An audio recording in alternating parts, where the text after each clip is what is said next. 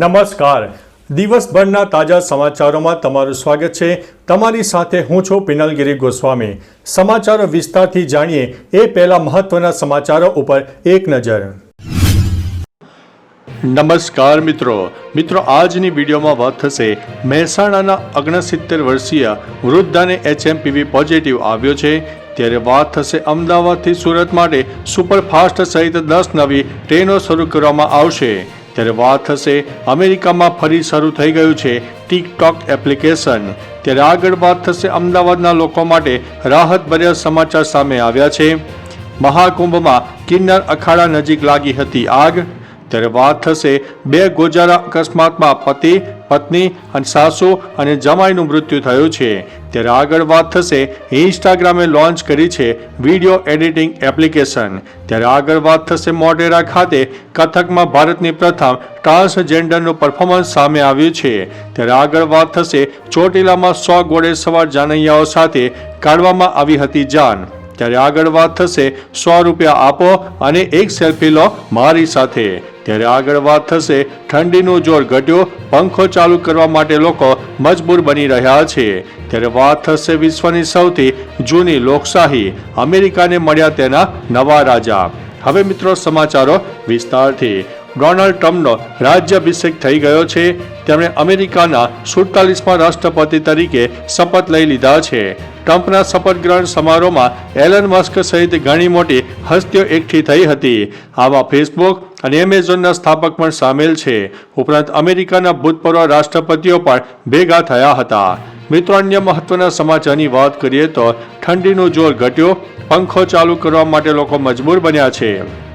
રાજ્યમાં ઘણા વિસ્તારોમાં લોકો શિયાળા વચ્ચે પંખો ચાલુ કરવા માટે મજબૂર થયા છે, કારણ કે ઘણા વિસ્તારમાં ઠંડીનું જોર ઘટ્યું હતું. ઘણા લોકોને ગરમીનો અનુભવ થયો હતો.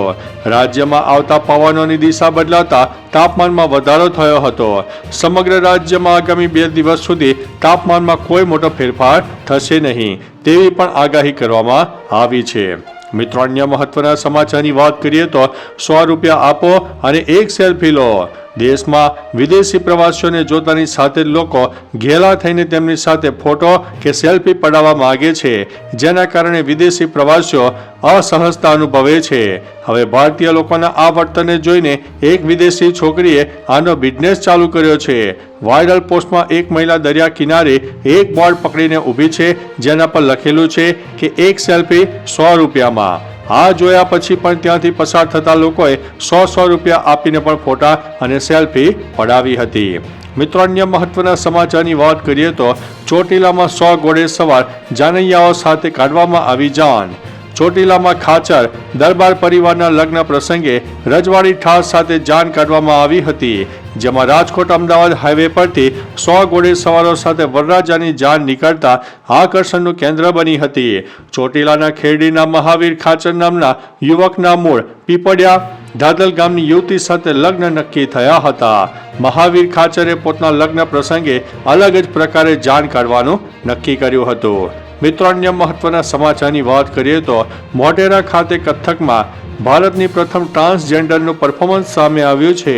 મોઢેરામાં ચાલતા ઉત્તરાર્ધ મહોત્સવમાં પ્રથમવાર ટ્રાન્સજેન્ડરનું પરફોર્મન્સ સૌને મોહી લેનારું હતું. ટ્રાન્સજેન્ડર દેવિકા દેવેન્દ્ર સરકારના યુપી ટ્રાન્સજેન્ડર કલ્યાણ બોર્ડમાં રાજ્ય કાર્યભારી સરકાર સલાહકાર છે.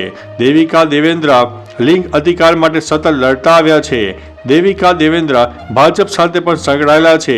દેવિકા દેવેન્દ્ર ભારતમાં ટ્રાન્સજેન્ડર સમુદાય માટે આશા અને પ્રગતિનું પ્રતીક બન્યા છે. મિત્રો, અન્ય મહત્વના સમાચારની વાત કરીએ તો ઇન્સ્ટાગ્રામે લોન્ચ કરી છે વિડીયો એડિટિંગ એપ્લિકેશન. ઇન્સ્ટાગ્રામ દ્વારા વિડીયો એડિટિંગ એપ્લિકેશન લોન્ચ કરવામાં આવી છે. આ એપ્લિકેશનનું નામ એડિટ્સ આપવામાં આવ્યું છે. આ એપ્લિકેશન હજુ રિલીઝ કરવામાં આવી નથી. મેટા કંપની દ્વારા તેની પ્રોડક્ટમાં હવે વિડીયો એડિટિંગ એપ્લિકેશનનો સમાવેશ કરવામાં આવ્યો છે. આ એડિટ્સ એપ એક વિડીયો એડિટિંગ એપ્લિકેશન છે જે ફક્ત શોર્ટ વિડીયો માટે છે. આ એપમાં યુઝર્સ વિડીયોને ક્રિએટ અને એડિટ પણ કરી શકશે.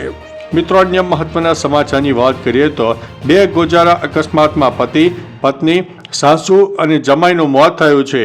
છોટાઉદેપુરના બોડેલીના પાણેજ પાસે હિટ એન્ડ રનની ઘટના સામે આવી છે, જેમાં સાસુ અને જમાઈનું ઘટના સ્થળે મોત નીપજ્યું છે. બાઇક પર જમાઈ, નાની સાસુ અને સસરાને લઈ જતા હતા તે સમયે કાર બાઇકને ધડાકાફે ટક્કર મારીને નીકળી ગઈ હતી. ઇકો ગાડીની ટક્કરે બાઇક પર સવાર નાની સાસુ અને જમાઈનું ઘટના સ્થળે કમકમાટી ભર્યું મોત નીપજ્યું છે. પોલીસે ઘટના સ્થળે પહોંચીને સમગ્ર ઘટનાની તપાસ હાથ ધરી છે. મિત્રો, અન્ય મહત્વના સમાચારની વાત કરીએ તો મહાકુંભમાં કિન્નર અખાડા નજીક લાગી હતી આગ. મહાકુંભમાં સતત બીજા દિવસે આગ લાગી હતી. સોમવારે મેળા વિસ્તારના સેક્ટર નંબર 16માં કિન્નર અખાડાની સામે એક તંબુમાં આગ લાગી હતી. એક તરફ કલ્પવાસીઓ આગ ઓલવવાનો પ્રયાસ કરવા લાગ્યા અને બીજી તરફ વોચ ટાવર પર ત્યાંના સ્ટાફે ફાયર વિભાગને જાણ કરી.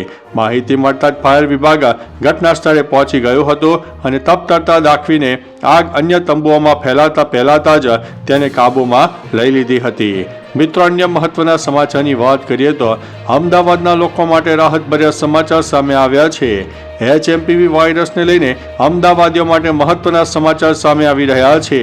અમદાવાદમાં HMPV વાયરસના 5 કેસ નોંધાયા છે, જે બાદમાં આરોગ્ય તંત્ર એલર્ટ થઈ ગયું છે અને લોકોને સાવચેત રાખવા માટે સલાહ આપવામાં આવી છે. ત્યારે રાહતના સમાચાર એવા મળી રહ્યા છે કે અમદાવાદમાં HMPVનો એક પણ એક્ટિવ પોઝિટિવ કેસ નથી, એટલે કે 5 HMPV કેસના દર્દીઓ સાજા થઈને ડિસ્ચાર્જ પણ થઈ ગયા છે. મિત્રો, અન્ય મહત્વના સમાચારની વાત કરીએ તો અમેરિકામાં ફરી શરૂ થઈ ગયું છે ટિકટોક. યુએસમાં ટિકટોકની સર્વિસ ફરીથી શરૂ થઈ ગઈ છે. ટિકટોકની પેરેન્ટ્સ કંપની બાઇટ ડાન્સ દ્વારા રવિવારે તેમની સર્વિસને અમેરિકામાં બંધ કરી દેવામાં આવી હતી. જોકે ડોનાલ્ડ ટ્રમ્પે એક્ઝિક્યુટિવ ઓર્ડર પાસ કરીને ફરીથી સર્વિસ શરૂ કરી દીધી છે. ટિકટોક દ્વારા ડોનાલ્ડ ટ્રમ્પનો આભાર માનવામાં આવ્યો છે. ટિકટોકના સર્વિસ પ્રોવાઇડરને માહિતી આપી હતી અને તેમને સાંત્વના પણ આપી હોવાથી સર્વિસને ફરી શરૂ કરાઈ છે. મિત્રો, અન્ય મહત્વના સમાચારની વાત કરીએ તો અમદાવાદથી સુરત માટે સુપરફાસ્ટ સહિત 10 નવી ટ્રેન શરૂ કરાઈ છે. ભારતમાં કોઈ પણ જગ્યાએ જવા માટે ટ્રેનને શ્રેષ્ઠ માનવામાં આવે છે. આવી સ્થિતિમાં ટ્રેન મુસાફરો માટે વધુ એક સારા સમાચાર સામે આવ્યા છે. ભારતીય રેલવેએ અમદાવાદથી સુરત સુપરફાસ્ટ સહિત 10 નવી ટ્રેનો શરૂ કરી છે. આ ટ્રેનો રિઝર્વેશન વિના મુસાફરી કરતા મુસાફરોની સમસ્યાના નિરાકરણ માટે લાવવામાં આવી છે. મીડિયાના રિપોર્ટ અનુસાર આ ટ્રેનોનું સંચાલન ગઈકાલથી શરૂ થઈ ગયું છે. મિત્રો, અન્ય મહત્વના સમાચારની વાત કરીએ તો મહેસાણાના 69 વર્ષીય વૃદ્ધા HMPV પોઝિટિવ જોવા મળ્યા છે. ગુજરાતમાં HMPVનો વધુ એક કેસ સામે આવ્યો છે. મહેસાણાના 69 વર્ષીય વૃદ્ધાનો પોઝિટિવ રિપોર્ટ આવ્યો છે, જેમને અમદાવાદની ખાનગી હોસ્પિટલમાં દાખલ કરવામાં આવ્યા છે. તેઓ મૂળ મહેસાણાના વિજાપુર તાલુકાના છે. તેમની કોઈ ટ્રાવેલ હિસ્ટ્રી નથી. નોંધવા જેવું છે કે આ કેસ આવતા હવે રાજ્યમાં HMPV પોઝિટિવ કેસની સંખ્યા 7 જેટલી થઈ ગઈ છે. તો ચાલો મિત્રો, ફરીથી દેશ અને દુનિયાના સુપરફાસ્ટ સમાચાર લઈને મળતા રહીશો. ત્યાં સુધી અમને રજા આપશો. નમસ્તે.